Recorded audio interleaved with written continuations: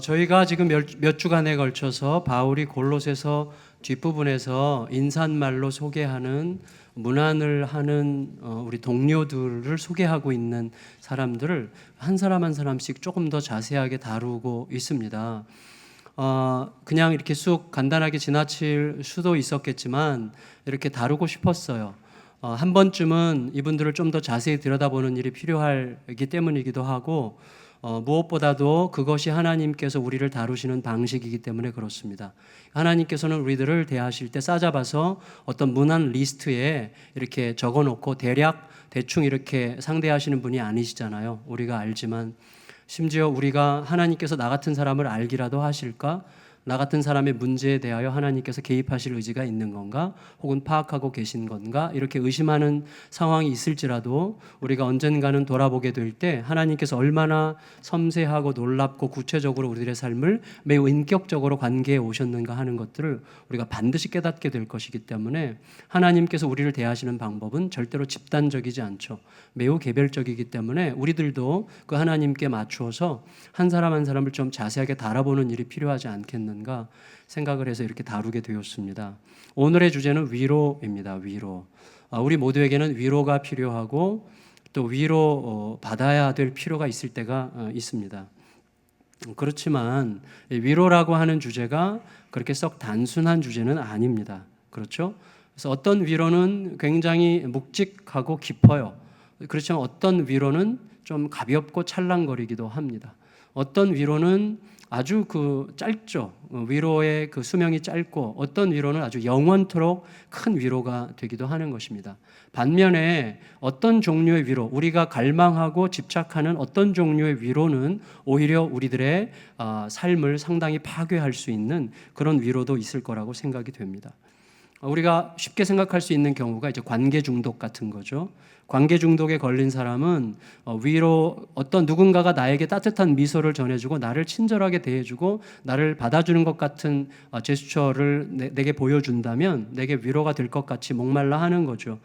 그렇지만 그래서 따뜻한 말과 미소를 가진 사람을 끝없이 찾아 헤매지만 결국은 자기 안에 있는 근본적인 목마름의 문제가 해결되지 않은 상황이기 때문에 이 사람이 그런 종류의 위로를 받으면 받을수록 이 사람의 질병은 점점 더 치명적이 되고 그 영혼은 점점 더 파괴되어 가는 것이죠.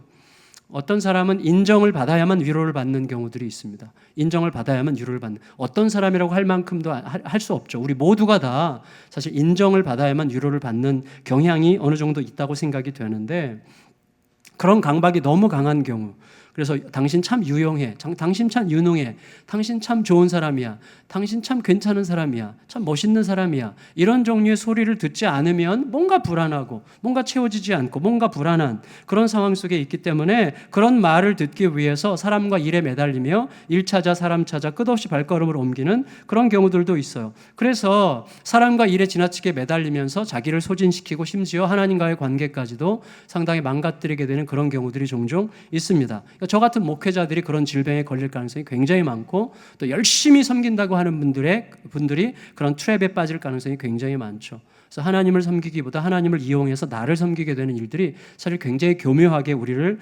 공격하거든요.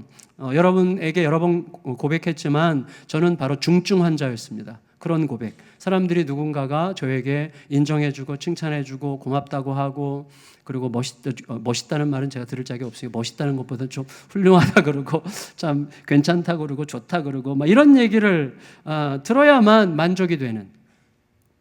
그래서 하나님께서 저를 고치고 싶으셔서 너무 애를 쓰신 것 같아요. 그래서 참 크신 은혜로 제가 치명적인 상태에서는 벗어났다는 생각이 들어요. 지금도 서운함이 왜 없겠어요. 그렇지만 그것 때문에 힘들지는 않아요. 그냥 이렇게 지나가게 되는데 하지만 여전히 유사 증상들을 많이 제가 봅니다. 제 안에서. 그래서 그런 것들을 이제 내가 아니까 빨리빨리 처리할 수가 있는 것이죠. 우리들 모두가 이제 이런 면들을 염두에 두면서 우리는 우리에게 가장 필요한 위로는 어떤 위로인가 하는 것, 그리고 우리는 어떤 위로를 추구해야 되겠는가 하는 것, 그래서 궁극적으로 나는 누구에게 어떤 위로가 될 수 있겠는가 하는 부분들을 염두에 두면서 오늘 이 한 사람을 통해서 이 주제를 한번 다뤄보도록 하겠습니다. 오늘 본문의 주인공은 유스도라고 하는 예수 이렇게 소개되고 있습니다. 11절 보시면 11절에 유스도라 하는 예수도 너희에게 문안하느니라. 자, 이걸 좀 주목해서 봐주세요. 유스도라 하는 예수. 여러분 절 보세요. 유스도라 하는 예수라는 말은 뭐죠? 본명이 예수라는 거죠. 본명이 예수인데 사람들이 쉽게 유스도라고 부르는 이거죠. 본명은 예수인데 지금 흔히 유스도라고 불려지고 있는 사람이라고 소개하고 있습니다.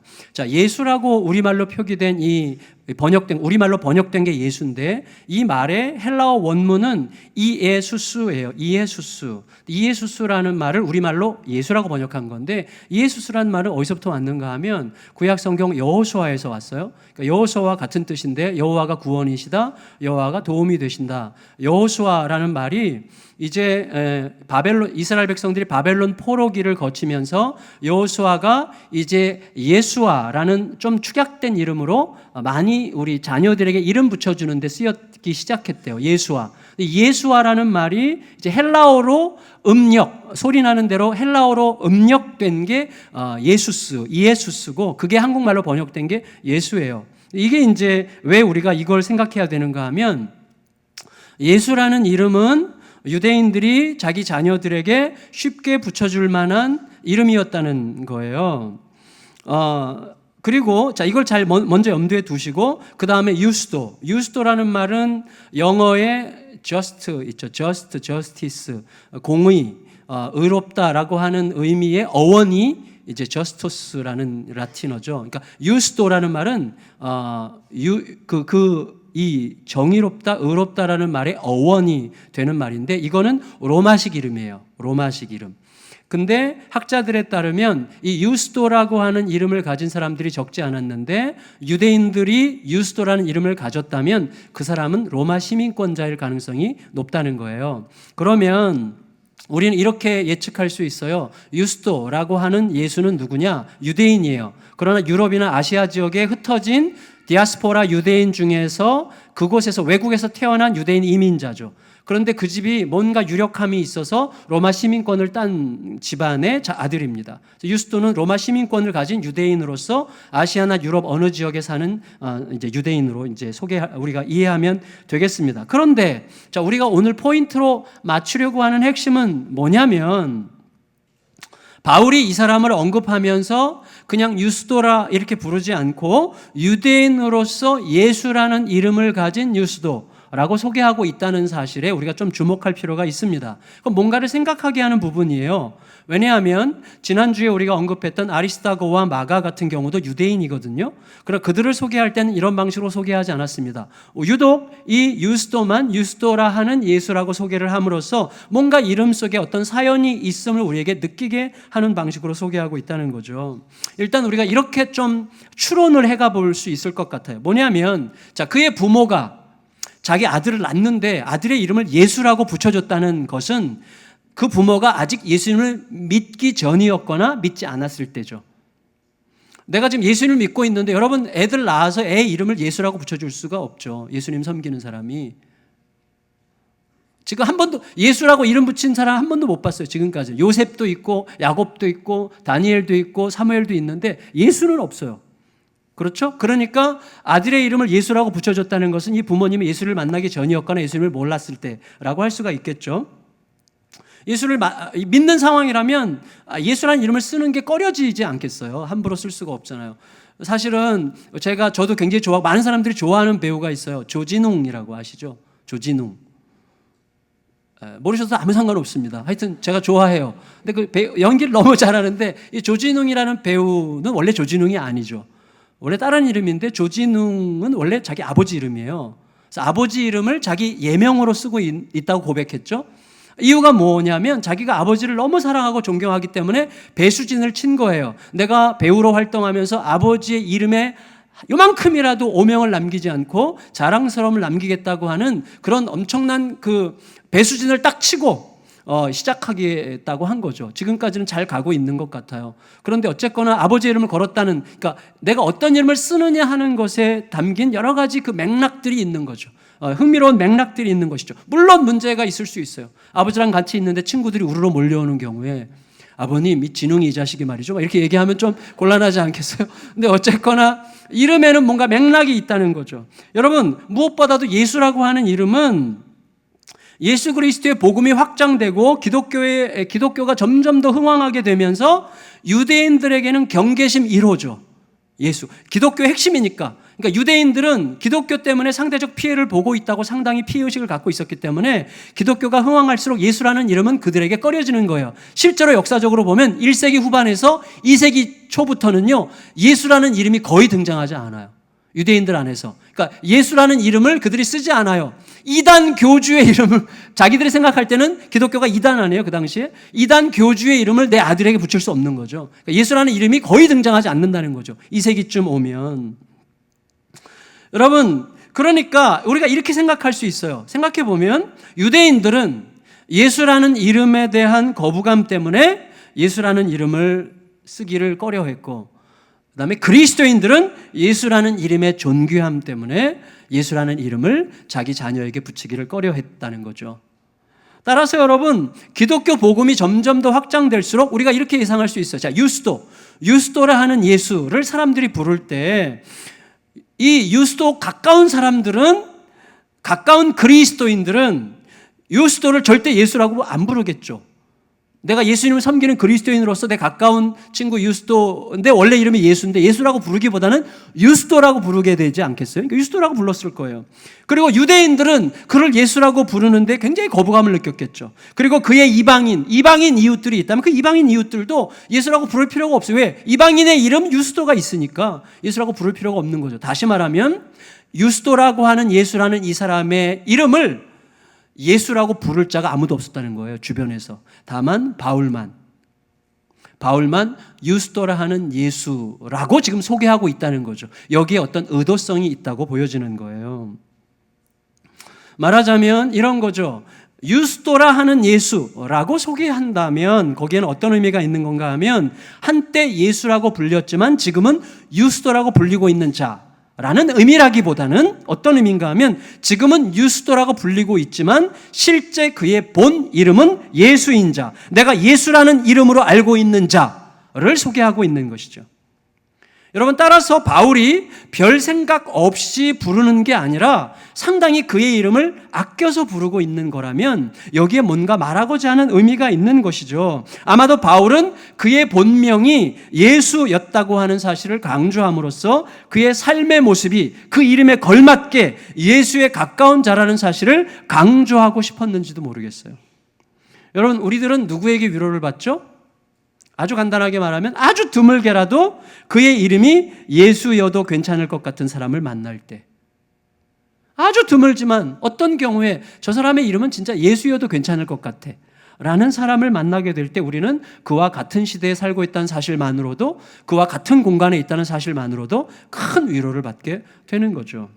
저에게도 지금 여기 몇 분이 보이세요. 그런 분이 계세요, 저에게. 여러분, 만일에 이 바울에게 그런 의도가 있었다면 그것은 그 다음에 나오는 내용과 밀접하게 연결되는 거예요. 자연스럽게 연결이 돼요. 뭐냐면, 자, 무엇보다도 이 바울은 이 유스도라 하는 예수를 지난주 10절에 소개했던 아리스다고 및 마가와 더불어 이 세 사람을 할레파였다 이렇게 소개하고 있어요. 자, 이게 의미 있는 표현이에요. 할레파였다. 여러분 다시 볼까요? 11절. 유스도라 하는 예수도 너희에게 문안하느니라 그들은 할레파이나 그랬어요. 여러분 보세요. 자, 할레파라는 이름은 그 사람이 할례를 참 중요하게 생각하는 사람이라는 것보다 좀 더 나간 거죠. 예를 들어 제가 어떤 차를 보이차를 좋아한다. 제가 보이차를 좋아한다는 것과 보이차주의자가 되는 건 좀 다른 거잖아요. 마찬가지로 할례를 내가 중요하게 생각한다는 것보다 훨씬 더 나간 게 할례파가 되는 거예요. 할례파라고 할 때 그건 뭐예요? 할례라고 하는 종교적 행위에 거의 절대적인 의미를 부여하는 거죠. 그래서 할례가 없다면 무언가 심각한 결격 사고가 있을 것처럼 생각하게 되는 사람들이 할례파죠. 이게 할례파라는 말은요, 원래 유대교회는 있을 수가 없죠. 왜냐하면 유대인들은 전부 다 할례를 그들의 일상으로 받는 사람이기 때문에 따로 할례파가 필요하지 않아요. 다만 기독교가 들어온 다음에 기독교, 예수 그리스도의 오심과 죽으심과 부활하심의 메시지가 어느 순간부터 믿어지는 사람들, 믿어져서 내 유대인인데 크리스찬이 됐어요. 초대교회 때 그런 사람들이 많아서 유대인인데 크리스찬으로 거듭나게 된 사람들 중에 믿음으로 구원받는다는 사실을 분명히 믿고 알고 있지만, 그러나 유구한 역사 속에 면면이 흘러내려오던 이 할례의 전통이 내 몸과 세포 속에 새겨져 있기 때문에 이 관습에서 벗어나는 것 자체가 너무나 어색한, 그리고 예수를 믿음으로 구원받지만 할례라는 것은 하나님의 백성된 객관적 증표 아닙니까? 할례를 받음으로써 보다 더 온전한 하나님의 백성된 신구약적 모든 증표를 가지고 있을 수 있다는 식의 신학적 논리가 그들에게 형성된 사람들, 그 사람들이 할례파죠. 그러니까 이 사람들에게 있어서는요, 할례파가 된다고 하는 것은요, 할례라는 것이 여전히 중요한 거죠. 예수를 믿음으로 구원받는 것이지만 할례가 있음으로 인해서 좀 더 온전해지고 충만해진다고 생각할 수 있는 어떤 그런 몸의 습관이 그들에게 길들여져 있었다는 것을 우리가 이해해야 되는 것입니다. 그러니까 여러분, 따라서 할례파 같은 경우는요, 예루살렘에 이제 유대인들이 많은데 예루살렘에 있는 유대인들 안에서 예루살렘 유대인들이 거듭나면서 이제 예루살렘 교회가 형성이 됐잖아요. 물론 디아스포라 유대인들도 많이 왔지만, 그러니까 예루살렘에 거주하는 유대인 공동체를 히브리파라고 불러요. 히브리파, 이들은 훨씬 더 보수적이고 그리고 할례를 중요시하는 사람들이죠. 다만 전 세계에 흩어져 있는 유대인들을 디아스포라라고 하잖아요. 디아스포라 유대인들을 헬라파라고 부르고, 헬라파는 좀 더 덜 보수적이고 개방성이 있는 사람들이기 때문에 할례에 대해서는 덜 강조할 수 있는 여지가 있는 사람들이 헬라파죠. 근데 히브리파와 헬라파가 있는데, 여러분, 역설적이게도 이방 세계에서 할례파로 존재한다는 것은 그만큼 더 할례의 중요성을 생각하는 사람들이죠. 그런데 유스도라 하는 예수와 아리스다고와 마가는 할례파라는 거예요. 이게 우리들에게 뭔가를 말하려고 하는 것이죠. 여러분, 생각해 보세요. 할례뿐만 아니라 좀 할례 같은 어떤 특정한 종교적 전통에 깊이 물들어서 살아온 사람들의 심리 안에는 일정한 어떤 습관이 형성이 돼요. 어쩔 수 없어요. 그거는 저도 이제 구시대와 신시대의 중간에 어중간하게 껴있기 때문에 어떤 때는 너무 앞서 나가는 것에 대해서 막 걱정이 되고 염려스럽고 막 그러고, 너무 막 자유로운 거에 대해서 막 어색하고 그럴 때가 있어요. 물론 이제 맞추는 것도 있지만, 또 어떤 때는 막 어떤 걸 보면 너무 이제 오래전 스타일로 하는 분 보면 너무 좀 답답하기도 하고, 둘 사이 저는 약간 낀 세대예요. 그런데 사실은 이 특정 전통에 깊이 물들어온 사람들의 심리 안에는 어떤 암시적 위험성이 도사리고 있다고 할 수가 있겠어요. 그게 뭐냐면 우리가 다 알 수 있는 거죠. 자신의 정서, 오랜 세월 동안 내 몸에 내 습관에 나의 라이프 스타일에 나의 어떤 정서에 내 기질에 배어있는 오랜 이 정서와 경험 안에서 소중하게 느껴지는 것들이 있단 말이에요. 그래서 아마 제가 여기 구두 신고 이렇게 올라올 때 이걸 아직도 조금 덜 편안하게 생각하는 분들이 여기 계실 거라고 생각이 돼요. 이해합니다. 그러니까 여러분, 그런데 중요한 건 뭐냐면 자신의 정서와 경험 안에서 소중하게 느껴진 몸에 밴 어떤 것들을 타인에게도 보편적으로 적용하고 싶어 할 때, 타인도 그것을 따라야만 온전할 것 같은 마음이 들 때, 그래서 할례와 그런 정통에 관심이 없거나 무시하는 듯 보이는 사람들을 나도 모르게 비난하고 정죄하게 되는, 그럴 때 그런 위험성이 여기 잠재되어 있는 것입니다.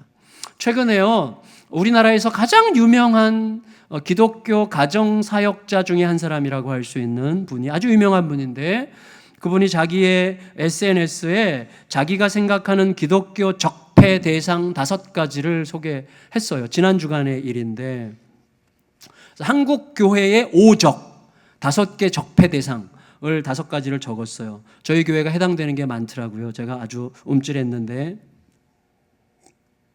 저희 교회는 적폐 대상을 많이 갖고 있는 교회입니다. 그게 뭐냐면, 첫째는 예배 인도자가 청바지 입고 티셔츠 입은 채로 아주 천박하게 예배를 인도하려고 하는 자, 폼 잡으면서 뭐 이런 거죠.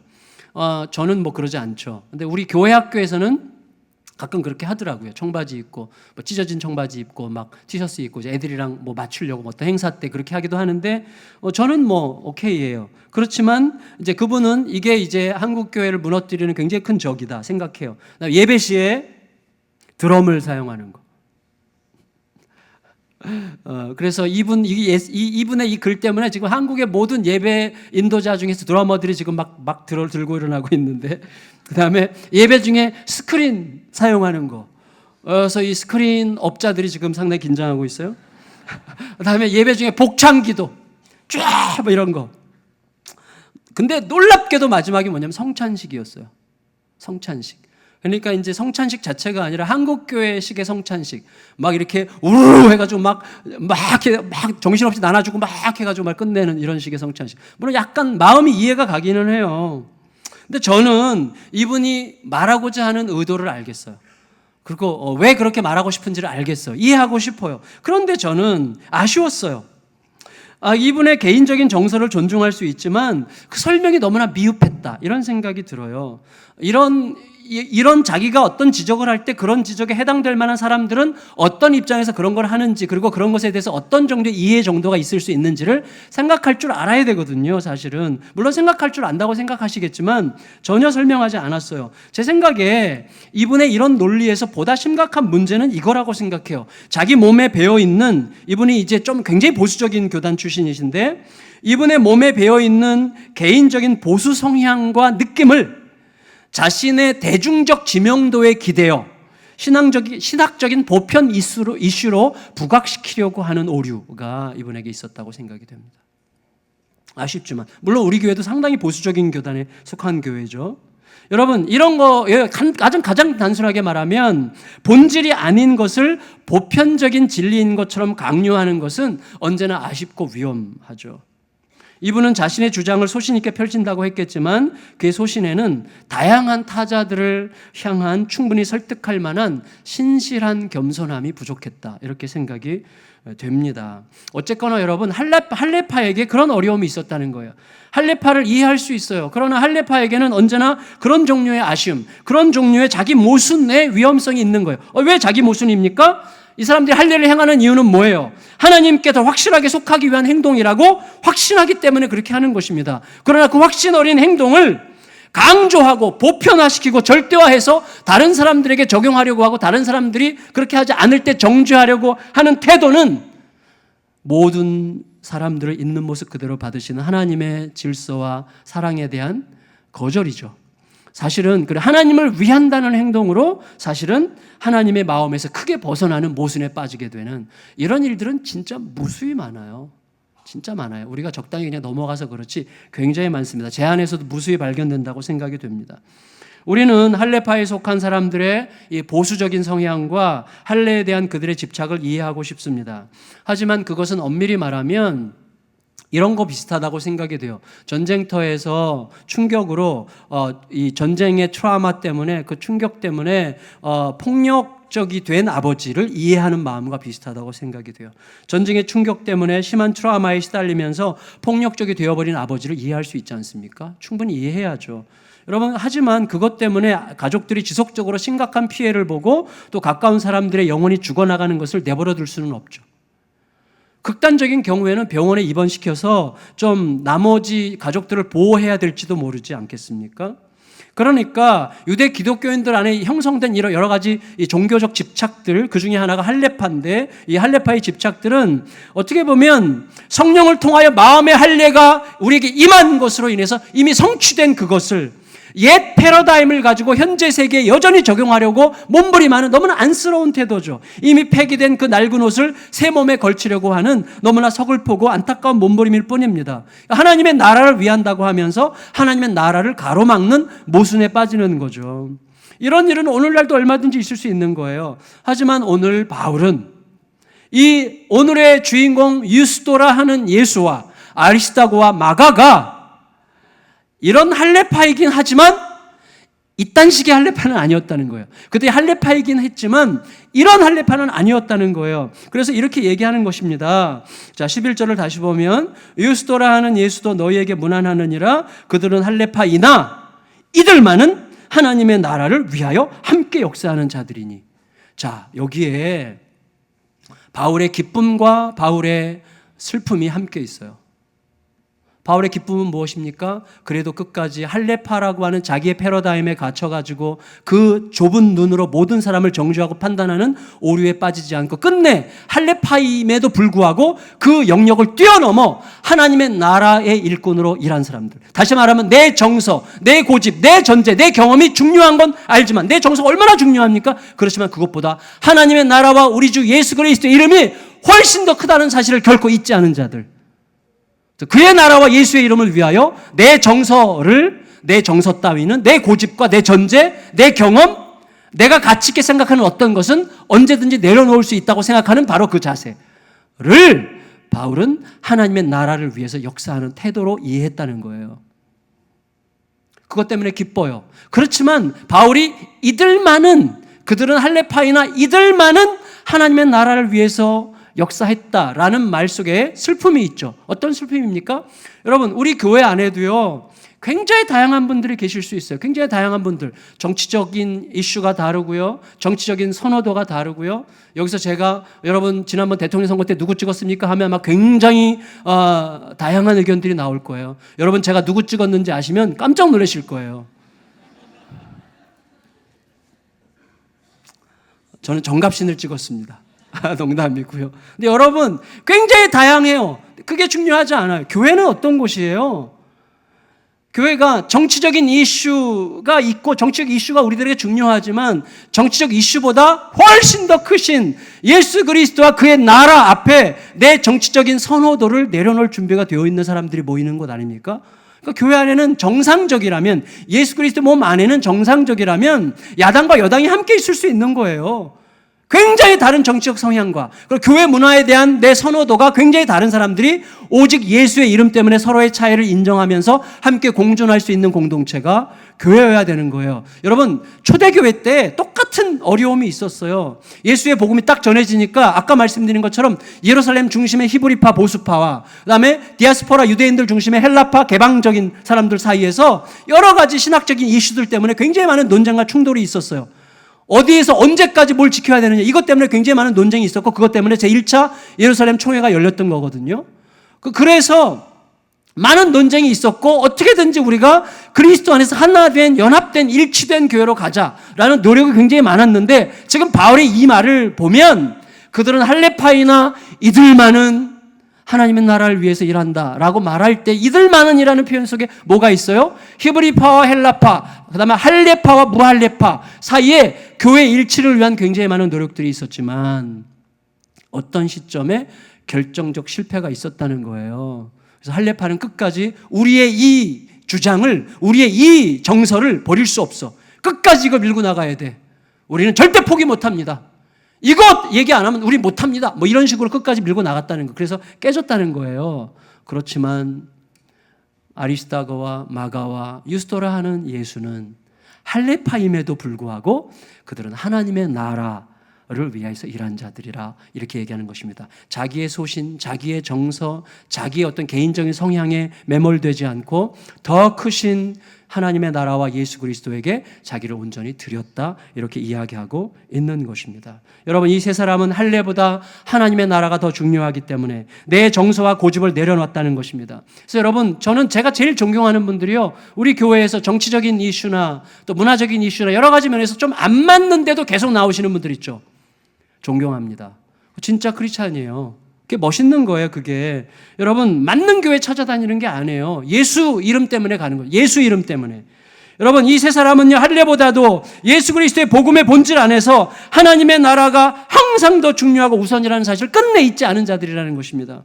여러분, 저희가 몇 년 전에, 지금은 주보에서 빠졌는데 몇 년 전에 한 2, 3년 동안 저희 주보 광고란 위에 항상 써 있었던 게 있어요. 루퍼투스 멜데니우스라는 사람이 17세기 신학자인데 이 사람이 한 유명한 말이에요. 본질적인 것에는 일치를, 비본질적인 것에는 자유를, 모든 것에는 사랑을 입니다. 여러분, 이거는 지금 우리 교회가 속해 있는 보수적인 교단에서 굉장히 좋아하는 하나의 센텐스인데, 본질적인 것에는 일치를, 예수, 뭐 완전히 일치해야죠. 비본질적인 것에는 자유를 이해해요. 너가 그걸 좋아한다면 나 인정해. 나는 아니야. 나는 아닌 것 같아. 근데 너가 하는 건 인정해. 라고 말할 수 있는 여유가 있어야 돼요. 예수님이 그 정도의 여유도 없어요? 예수님이 여러분, 의견의 격차, 정치적 성향의 격차, 삶의 수준의 격차를 따진다면 예수님과 우리 사이의 격차만큼 큰 격차가 어디 있어요? 예수님은 그 모든 격차를 뛰어넘어 우리를 있는 모습 그대로, 내 모습 이대로 주 받아주셔서 날마다 노래하면서 우리는 너 모습 이대로는 못 받는다, 너 모습 그대로는 못 받는다, 너 안 바꾸면 나 절대로 못 받아, 이런 식이죠. 내 모습 이대로 주 받아주셔서 그 노래를 하지 말든지 그래야 되는 거 아니겠어요, 여러분? 그래서 여러분, 저는 우리 교회가 정말 건강한 교회가 되기를 바라요. 사람마다 정치적 입장이 다를 수 있고 교회 문화에 대한 정서가 다를 수 있어요. 하지만 자기 입장을 강요하지 않고 서로의 입장을 존중하면서 더 크고 중대한 예수 그리스도 중심성과 하나님의 나라를 구하면서 함께 갈 수 있는 교회이기를 예수님의 이름으로 축원합니다. 내 정치적인 정서적인 입장보다도 그리스도의 몸인 교회가 훨씬 더 우선이면 좋겠고, 내 입장보다 예수님이 비교할 수 없이 더 크신 분이 되는 그런 교회로 설 수 있게 되기를 축복합니다. 여러분, 바울은 이런 자들로부터 위로를 받았다고 이야기해요. 이런 자들로부터 내가 위로를 받았다. 11절을 다시 한번 읽을까요? 11절 시작. 유스도라 하는 예수도 그들은 할레파이나 이들만은 하나님의 나라를 위하여 함께 역사하는 자들이니 이런 사람들이 나의 위로가 되었느니라. 여러분 보세요. 바울이 그들로부터 위로를 받은 이유는 그들의 인격이 고상하고 그들의 품새가 워낙 넓어가지고 위로를 받은 게 아니라 그들에게서 예수 냄새가 났기 때문입니다. 우리는 진짜 누구에게서 위로를 받습니까? 예수 냄새가 나는 사람에게서 위로를 받아요.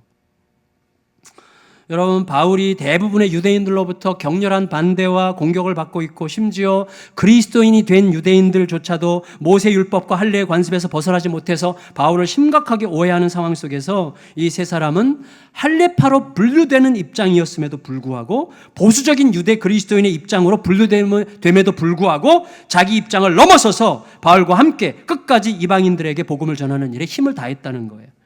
내가 소중하게 생각하는 전통이나 정서보다 예수님이 하나님의 나라가 훨씬 더 크다는 사실을 결코 잊지 않으려고 한 결과입니다. 성도 여러분, 보통 우리가 누군가로부터 위로를 받는다고 할 때 일단은 생각하게 되는 게 겸손과 따뜻함이죠. 겸손과 따뜻함을 생각하게 됩니다. 그렇지만 우리가 엄밀하게 생각하면 위로는 그와는 좀 더 다른 개념이에요. 바울을 보세요. 바울은 겸손하고 따뜻한 사람은 아니었던 것 같아요. 바울은 오사바사한 스타일이 아니에요. 저같이 이렇게 살살거리고 그런 게 없어요. 바울은 조금 때로는 냉정하죠. 냉정해요.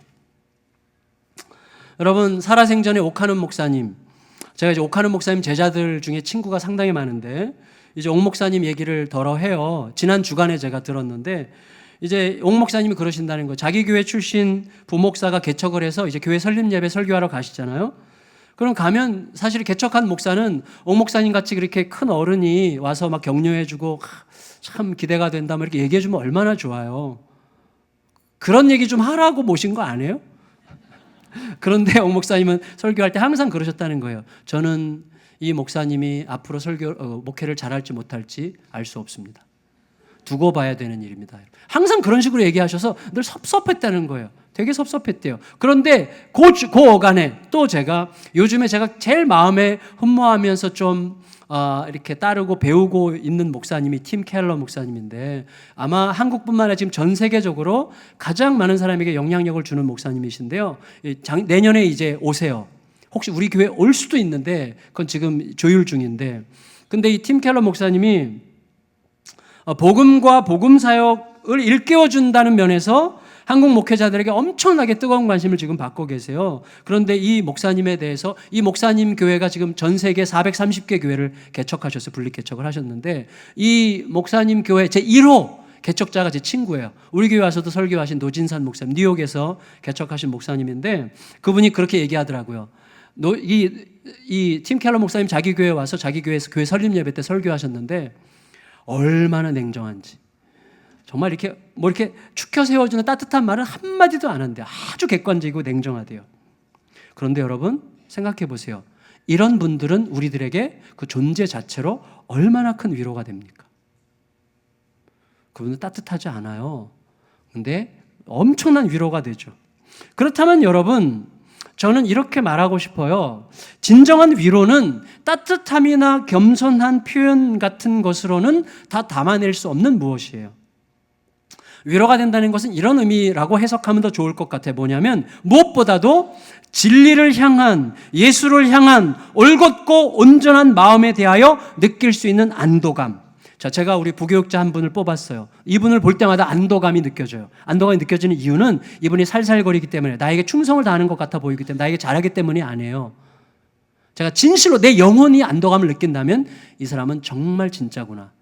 예수님을 위해서는 뭐든지 할 사람이구나. 예수님께 자신의 모든 것을 내려놓을 준비가 되어 있는 사람이구나라는 사실을 내가 마음으로부터 깨닫고 받아들이고 그로 인해서 느껴지는 안도감. 이게 위로죠. 그게 위로예요. 여러분, 실제로 따뜻함이 훨씬 더 풍성한 곳은 이단 집단들이에요. 예, 간이라도 빼줄 것 같은 친절과 따뜻함으로 사람들을 감싸죠. 하지만 거기에는 진리가 없잖아요. 여러분, 진리 없는 사랑은 사랑이 아니잖아요. 여러분, 진리 없는 사랑, 진리 없는 모습으로 이건 무슨 뜻이에요? 등골 빼먹기 직전의 호객행위죠. 여러분, 예수님은 눈웃음과 따뜻하고 부드러운 말로 우리들을 구원하신 게 아니라 진리로 자신의 목숨을 바쳐 아버지의 사랑을 드러내시는 처절함으로 우리들을 구원하셨습니다. 그게 우리들에게 위로가 되는 거 아니겠어요? 물론 예수님은 나는 마음이 온유하고 겸손하니라고 말씀하셨어요. 예수님만이 그러시죠. 진리 안에서 따뜻함과 온유함을 완전한 형태로 갖고 계신 예수님만이 우리의 참 위로가 되시고, 그래서 우리가 누구에게 위로받는다고요? 예수 냄새 나는 사람에게 위로를 받는 거예요. 그건 미소로 결정되는 게 아닙니다. 여러분, 때로요, 우리들에게는 확실하게 내 편 들어줄 사람이 필요할 때가 있어요. 제가 몇 년 전에 말씀드렸던 기억이 나요. 2003년도 미국의 NBA 농구 대회에서 덴버인가 포틀랜드인가 이렇게 시합하는데 13살짜리 초등학교 6학년 여자아이가 그 수만 명이 모인 그 체육관에서 대회 전에 이제 애국가를 부르잖아요. 국가. 미국 국가를 부르는데 이 아이가 이제 반주도 없이 국가를 부르러 마이크 하나 딱 잡고 나왔어요. 국가가 시작돼요. 딴따단 딴딴딴 이렇게 노래를 딱 부르기 시작하는데 갑자기 가사를 까먹었어요. 왜냐하면 자기 얼굴이 지금 큰 텔레비전으로 생중계된다는 것을 딱 확인하는 순간 얼어버려가지고 가사를 까먹었어요. 근데 그 수만 명이 바라보고 있는 데서 막 덜덜덜덜 떨면서 이 자매가 어쩔 줄 몰라 하는 그 막 너무 불쌍한 모습. 그때 어떻게 해야 되는 거예요? 진짜 너무 불쌍한 거죠. 근데 그때 포틀랜드 감독, 정말 미국 농구 선수들이 정말 존경하는 흑인 감독이 있어요. 모리스 칙스라고. 모리스 칙스가 성큼성큼 걸어가서 이 아이 어깨에 손을 딱 얹었어요. 그리고 이제 가사를 불러주면서 같이 부르기 시작했어요. 그러니까 이제 관객들이 감동을 해가지고 모든 관중들이 소위 떼창으로 함께 다 이제 국가를 완수를 했어요. 근데 여러분, 사실은 이 영상을 나중에 찾아서 보시면 아시겠지만 모리스 칙스 이 흑인 감독이 노래를 진짜 엄청 못해요. 그래가지고 음이 다 틀려요. 그래서 이 아이가 상당히 회방을 받으면서 이제 같이 했는데, 그래도 중요한 게 뭐냐, 끝까지 갔다는 거죠. 끝까지. 제가 알게 됐어요. 위로는 실력보다 신실함이다. 네, 위로는 실력이 아니라 신실함이에요. 그래야 위로가 오죠. 나탈리 길버트라는 자매인데 이 자매가 지금 27살쯤 됐어요. 이 자매는 평생 잊지 못할 거예요. 아마 그 순간을. 그때 어쩔 줄 몰라 하고 도대체 어디로 증발해버리고 싶은 이 사면초가의 상황 속에서 갑자기 누군가가 다가와서 내 어깨에 손을 얹고 함께 불러준 그 장면은 이 자매 평생토록 엄청난 위로가 아니었겠습니까? 그런데 여러분, 바로 그 장면은 날마다 우리들의 삶에서 반복되는 장면 아니에요? 우리가 곤란해서 우물쭈물할 때마다 우리에게 달려와서 우리 어깨에 손을 얹으시고 우리의 상황에 대하여 함께 하시는 예수님을 통해서 우리들은 날마다 위로를 받고 있지 않습니까? 그걸 느껴야 돼요. 그 느낌을 느끼라고, 어깨에 손을 얹으신 그 손길을 느끼라고 바울이 골로새서 3장 1절 2절에서 한 말이 뭐예요? 땅의 것을 구하지 말고 위의 것을 찾으라. 거기에 우리 구주 예수께서 계시느니라.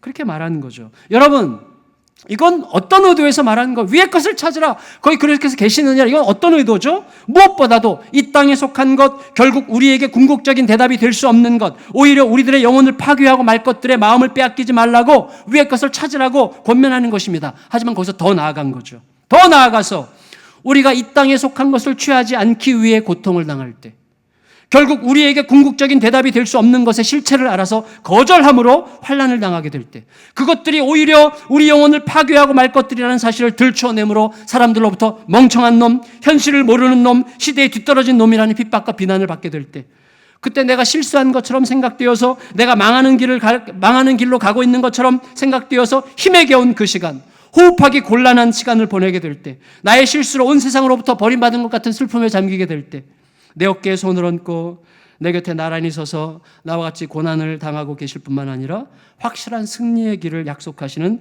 예수님을 바라보라고, 떼창으로 함께 노래하고 있는 하늘에 있는 구름같이 많은 믿음의 선배들을 바라보라고 그렇게 말씀하신 거 아니겠어요? 여러분, 우리는 누구에게서 위로를 받습니까? 그가 시대의 편견을 넘어서서 예수님의 진리 위에서 굳건하게 행하는 모습을 볼 때에, 그가 자신의 개인적 성향과 집착을 뛰어넘어 예수님의 마음을 자신의 유일한 기준으로 삼고자 몸부림하는 모습을 보게 될 때 우리 위로를 받습니다. 그런데 여러분, 실상 우리가 그때 위로를 받는 이유는 뭐죠? 우리가 이미 예수님을 통해서 그런 위로를 충분히 받았기 때문에 그게 위로라는 것을 알아채는 거예요. 여러분, 우리 이미 예수님은 우리에게 자신의 뜻을 죽이시고 아버지의 뜻을 따르신 그 예수님, 자신의 영광과 빛나는 자리를 버리고 우리를 살리는 자리에 기꺼이 내려오신 예수님을 통해서 우리는 이미 충분히 위로를 받았고, 내가 충분히 위로받은 자라는 사실을 날마다 새롭게 상기함으로 비로소 그때 우리는 누군가에게 위로가 되기 위해 갈 수 있게 될 것입니다. 그런 위로로 우리가 서로를 세우고, 남편이 아내에게, 아내가 남편에게, 부모가 자녀에게 비본질적인 거 가지고 죽이려고 덤벼들지 말고 서로 진실로 위로가 되는 은혜가 우리 교회 안에서 충만하게 되기를 예수님의 이름으로 축원합니다.